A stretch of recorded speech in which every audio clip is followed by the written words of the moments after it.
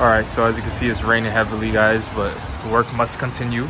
So right here, we got the tool cart, we got the bike under the little awning. I just need a tail end under the awning. So right now, obviously I got my seats off, my side fairings for the tail off. This slides up because it's on that, it rotates up. And this is the ECU that we got to get to right here. So I got to start, like, you know, undoing things to get at that. I'm trying to do it, you know, in a manner that doesn't require me to drop a lot of things, you feel me? Trying to just wiggle my way, finagle it out type shit. But I'll let you know how that goes. Right, so I got my ECU out. It was pretty simple. ECU sits at the very bottom like this, inside of this rubber grommet, like, and then this box sits on top of it. So I undid two of them to make it a little bit free. Took it out of the rubber grommet. Then I undid the two clips right here. That's this black one and this gray one. And I slid it. I pushed it back and it slid it out of the rubber grommet. So this will get packed up and sent over to Moores Mafia. And then I'm just gonna button up the bike a little bit. Nothing crazy. Just tuck everything back in, button it up, and then park it. And so I'm gonna button up the bike and then put it back in parking, and I'm gonna get the ECU shipped out probably later today, or like in a few minutes actually. So yeah, hopefully in like when I come back, the ECU should be back. It will be back because I'm coming back up here in like another week or so, 2 weeks. So the ECU should be all ready to go. Put it back in there and fire up the bike and see the results. So I'm excited. This shit is wicked right now, bro. All right, so I got my name, my number. I went ahead and put the order number as well as, you know, the details of the bike. 2022 Zx6r gutted headers with M4 slip-on and K&N performance filter, just in case. You know, a little bit extra doesn't hurt nobody. So we're in the Jeep right now. It's a work vehicle, quote unquote. Nah, not really, but we're in the Jeep right now, about to go off to the post office real quick. It's raining like cats and dogs out here. It looks good on camera right now because it just let up a little bit, but it was going crazy earlier. So we're just gonna go and drop this package off.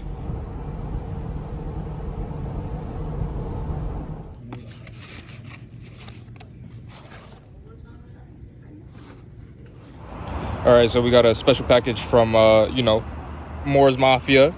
So we're going to go ahead and unbox that and get her back on the bike and see how she rips. So let me start doing that right now.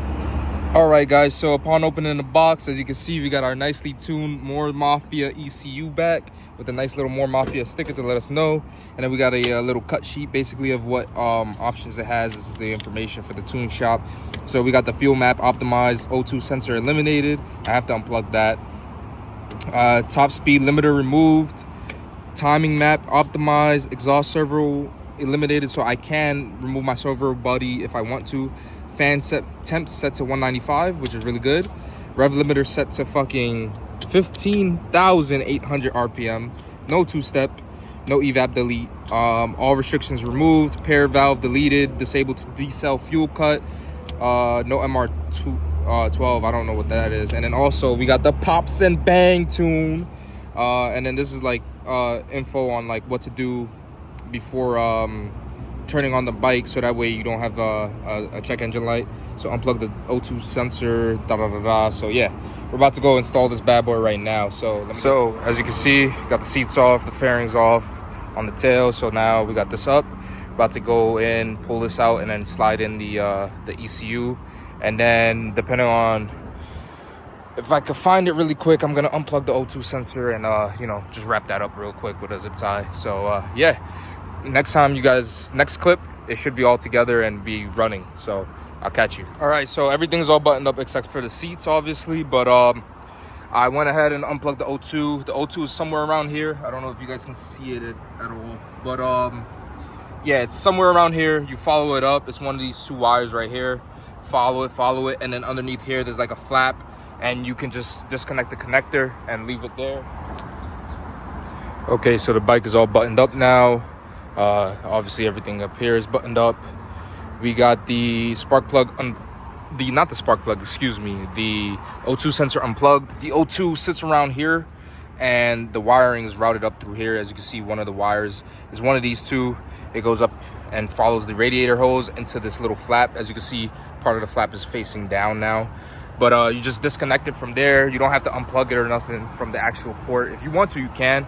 Then they recommend to not get a check engine light. You put the key in, you turn it on for 10 seconds. So 1, 2, 3, 4, 5, 6, 7, 8, 9, 10. Then you turn it off for 10 seconds. So 1, 2, 3, 4, 5, 6, 7, 8, 9, 10. And then you start it. And you let it idle.